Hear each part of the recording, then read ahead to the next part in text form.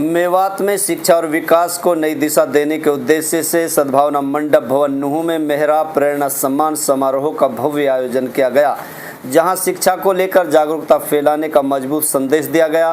कार्यक्रम के मुख्य अतिथि मेहराब कार्गो इंडिया लिमिटेड के सीईओ और एमडी आज़ाद मेहराब ने लोगों से अपील करते हुए कहा कि अगर मेवात को तरक्की के रास्ते पर ले जाना है तो शिक्षा को सबसे पहली प्राथमिकता बनाना होगा।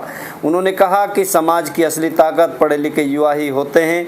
समारोह का सबसे खास पल ये रहा कि हाल ही में यूपीएससी परीक्षा पास कर आईपीएस बने उटावड़िया निवासी शाहरुख खान का सम्मान उन्हें सोल मोमेंटो, फूलमाला और पगड़ी पहनाकर सम्मानित किया गया। शाहरुख खान आईपीएस ने अपने संबोधन में समाज को एक कड़वी लेकिन सच्ची सीख दी। उन्होंने कहा कि जो लोग सफलता के बाद सम्मान तो देते हैं लेकिन ज़रूरत के समय बच्चों की मदद नहीं करते। उन्होंने सुझाव दिया कि हर मस्जिद में एक लाइब्रेरी कक्ष बनाया जाना चाहिए ताकि गांव के बच्चे बेहतर तैयारी कर सकें। उन्होंने ये भी कहा कि मदरसों में दीनी तालीम के साथ दुनियावी शिक्षा को भी अनिवार्य किया जाना चाहिए। साथ ही चिंता जताई कि पलवल से 5, हरियाणा से कुल 77 बच्चों ने यूपीएससी पास किया लेकिन मेवात से एक भी नहीं, जो शिक्षा व्यवस्था पर गंभीर सवाल है। इस कार्यक्रम ने साफ कर दिया कि बदलाव की शुरुआत शिक्षा से ही संभव है। देखिए आगे की रिपोर्ट।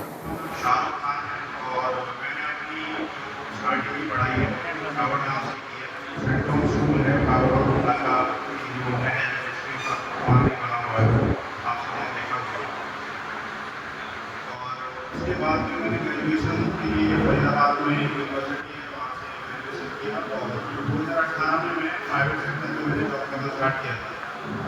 2018 से 20 में एक आईटी कंपनी में, उसके बाद में ministry of commerce and industry का एक इंडियन टीचिंग का एक एग्जाम होता है, वो मैंने क्वालिफाई किया था। उसने वो एग्ज़ाम क्वालिफाई किया था उस समय। फिर उसके अलावा कोविड आ गया था, तो अलग अलग कंपनियों में और मैंने जॉब की। अच्छी लाइफ सेटल रही, कोई प्रॉब्लम नहीं थी। दिल्ली, गुड़गांव, नोएडा में रहता था पूरे टाइम में। लेकिन हमारे जो वाली थे उनकी शादी की सिविल सर्विसेज में आपको कोशिश करनी चाहिए और उनका ऐसा मानना था कि मैं कर सकता हूँ और उनका मानना से ही निकला। सिर्फ यात्री मैंने इसमें सफल कर पाई। पहला भी आज था तो मेरा उसमें भी मैंने फिल्म्स लगभग 3 महीने की रहने के बाद मैंने प्रेजेंट किया था। हो गया था, मीन्स हो गया था, इंटरव्यू भी मैंने दिया था। लेकिन जो क्यूमुलेटिव मार्क्स लास्ट में आते हैं तो कुछ मार्क्स कम रह गए थे, तो फर्स्ट रैंक में मेरा सिलेक्शन नहीं हो पाया। लेकिन जैसे अल्लाह ने प्लान किया हुआ था उस हिसाब से ही सेकेंड अटेम्प्ट में मेरा सिलेक्शन हो गया।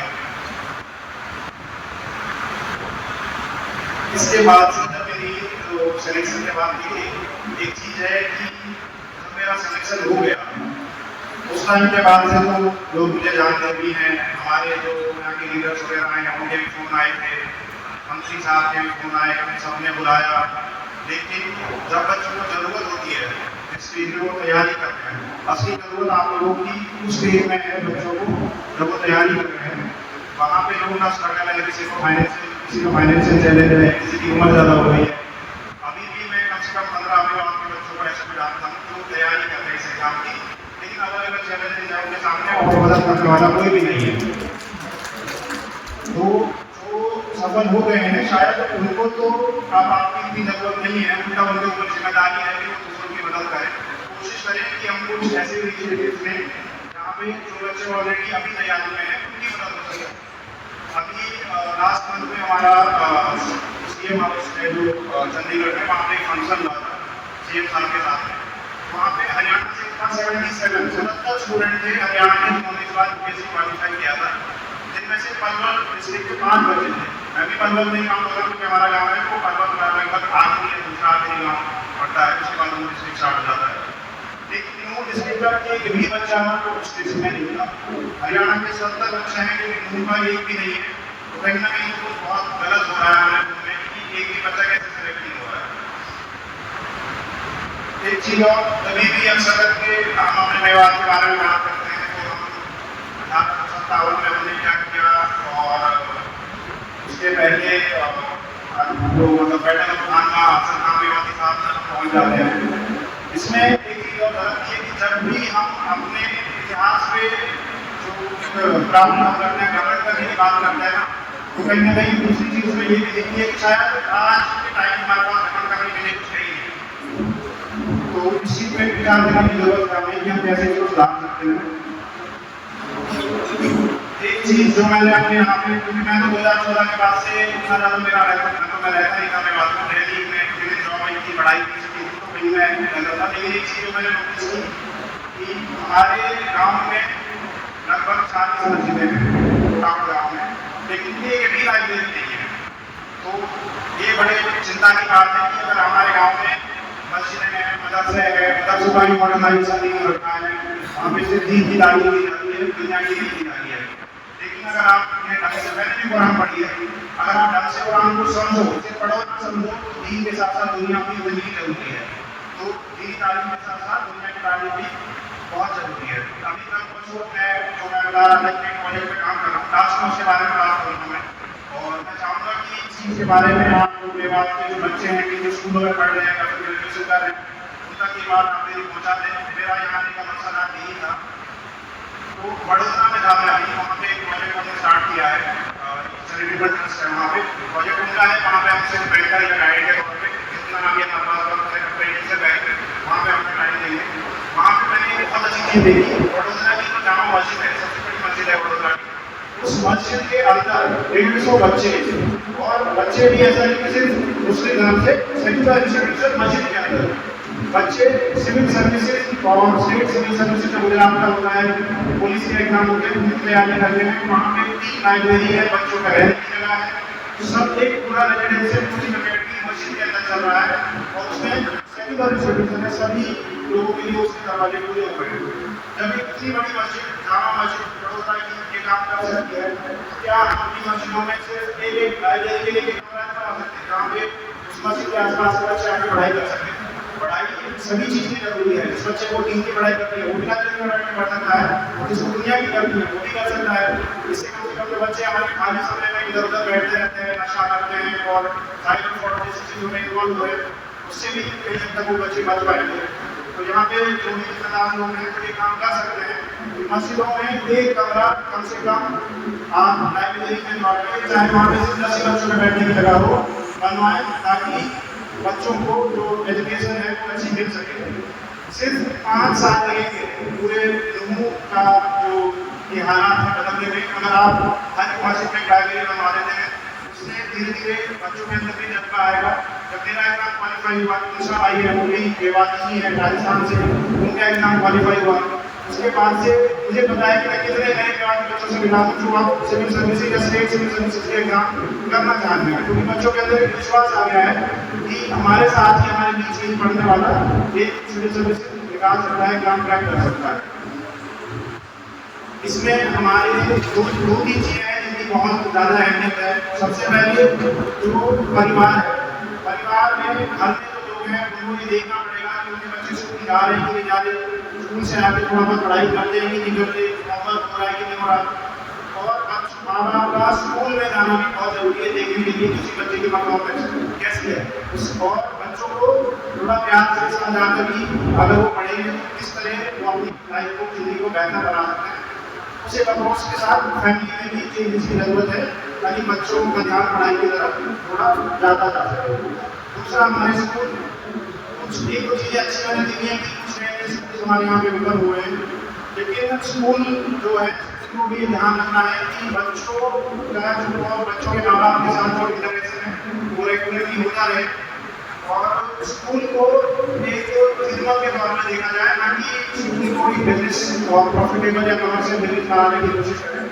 स्कूल में अगर बच्चा फाइनेंशियल चैलेंजेस की वजह से फीस नहीं भर पा रहा है तो आप उसके माँ बाप को लाके जब बोल सकते हैं कि बच्चे को परेशान ना करें कि फीस क्यों नहीं भरी जा रही है। आप सबके पास फोन है, आप माँ बाप को अपने बच्चे को परेशान ना करें और कोशिश करें कि आप गाँव के जो और थोड़े रसूख वाले लोग हैं, पैसे वाले लोग हैं, उनसे ताकि बात करें कि भाई ये बच्चा है, पढ़ने में अच्छा है, अगर माँ बाप फीस भरेंगे तो स्कूल में आ नहीं पाएगा, तो आप उनसे उनका स्पॉन्सरशिप करें, लेकिन बच्चों को स्कूल से ना निकालना और फीस के बच्चों को परेशान ना करें। जो हमारे मदरसे हैं उनका मॉडर्नाइजेशन करना बहुत जरूरी है।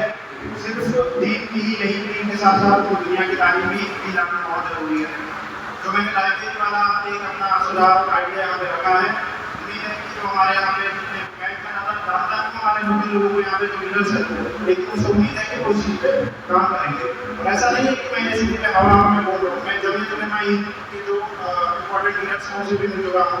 जो हनीफा स्कूल ऑफ स्कूल्स हैं गुजरात के सबसे बड़ी स्कूलों में है वो फर्स्ट स्कूल, वहाँ से भी मैं हमारी मुलाकात हो चुकी है और उनको भी ये सब आइडिया बहुत पसंद आए। तो उम्मीद है कि आप लोग इस ऊपर काम करेंगे। इसके बाद में एक इम्पॉर्टेंट चीज़ है कि हम अपनी लड़कियों को नहीं पढ़ा रहे हैं। लड़कियों को पढ़ाना भी उतना ही जरूरी है, खासकर विभाग में हमारी पॉपुलेशन है जो अगर हम 2011 का सेंसस देखेंगे, मोर देन 50% पॉपुलेशन, 50% से भी ज़्यादा हमारी आबादी लड़कियों या औरतों की है। तो उनका भी पढ़ाना बहुत जरूरी है। दूसरा हाथ है हमारा, एक हाथ से जिंदगी नहीं निकलेगी, दूसरे हाथ का भी काम करना बहुत जरूरी है। देश के अंदर 50% महिलाएं ही देश के विकास में अगर सहयोग नहीं करेगी, उनका योगदान नहीं होगा, तो हम कैसे उम्मीद कर सकते हैं कि हमारा देश आगे बढ़ेगा। तो लड़कियों की जो शिक्षा है, इस तरीके से भी आप जैसे इंतजाम कर सकते हैं, कोशिश करिए कि लड़कों को और लड़कियों दोनों को पढ़ाएं। लास्ट में जो हमारा इनिशिएटिव है, जो जिसमें मैं अभी काम कर रहा हूँ, हमने वडोदरा से कुछ ही दूरी पर एक free residential coaching academy start की है। सेक्टर इंस्टीट्यूट में सभी के लिए ओपन रहेगा और यहाँ पे फिलहाल कैपेसिटी लगभग 150 बच्चों की रहने वाली है। जितनी भी सुविधाएं होंगी, आपको किसी भी सुविधा के लिए एक पैसा भी पे नहीं करना पड़ेगा, वहाँ पे पूरी तरीके से फ्री होगा। बस इतना है कि आपको एक एग्जाम होगा, वो एग्जाम आपको क्लियर करना है। आप यहाँ पे बच्चे नहीं है, उनके पेरेंट्स हैं और यहाँ पे लीडर्स हैं, ये बात और जो हमारे मीडिया के भाई के बात आप आगे पहुँचा कि एक एग्जाम होगा, वो एग्जाम आपको क्लियर करना है। उसके बाद आपको लाइब्रेरी की फैसिलिटी, अच्छी कोचिंग और गाइडेंस जो आपको चाहिए वो आपको मिलेगी। और अगर ये हमारा प्रोजेक्ट सक्सेसफुल होता है तो जो फर्स्ट स्कूल है, हनीफा स्कूल है, जो बड़े बड़े मतलब उनके 10-15 स्कूल चल रहे हैं, उन्होंने ये वादा भी किया है कि अगर हमारा ये प्रोजेक्ट सक्सेसफुल होता है, उसी की गर्ज पर हम देवास में भी एक उसी तरीके की कोचिंग ओपन करेंगे, जो बच्चों को सिविल सर्विसेज के लिए जो स्टेट के एग्जाम्स होते हैं, पुलिस का हो या किसी दूसरे तरीके का, और एक जनरल जो गाइडेंस, मेंटरिंग और काउंसलिंग की जरूरत होती है बच्चों को करियर बनाने के लिए, वो प्रोवाइड की जाएगी। इसका जो नोटिफिकेशन है वो अगले महीने आ जाएगा, जिसको हम अलग अलग माध्यम से, चाहे वो टेलीग्राम है, इंस्टाग्राम है, फेसबुक है, काफ़ी सोशल मीडिया के तौर से उस पर आपको उसकी इंफॉर्मेशन मिल जाएगी। और बच्चों को ये है कि एक महीना रहेगा, अगर किसी आपके जान पहचान में आपके घर में कोई है जिसमें ग्रेजुएशन जिसका हो गया है, लास्ट ईयर में है और इस तैयारी में अपना काम करना चाहता है, तो आप वो मुझे आराम से फेसबुक हो गया, इंस्टाग्राम हो गया, यहाँ पे आराम से मेरे को मैसेज कर सकते हैं। टाइम लग सकता है, वक्त लग सकता है, लेकिन मैं हर एक को जवाब दूंगा अगर उसका जो सवाल है वो पढ़ाई से रिलेटेड हो, पढ़ाई करना चाहता है। टाइम यहाँ पे बताने के लिए बहुत बहुत शुक्रिया। आई होप कि बहुत कोई चुनौती आने लगेगा।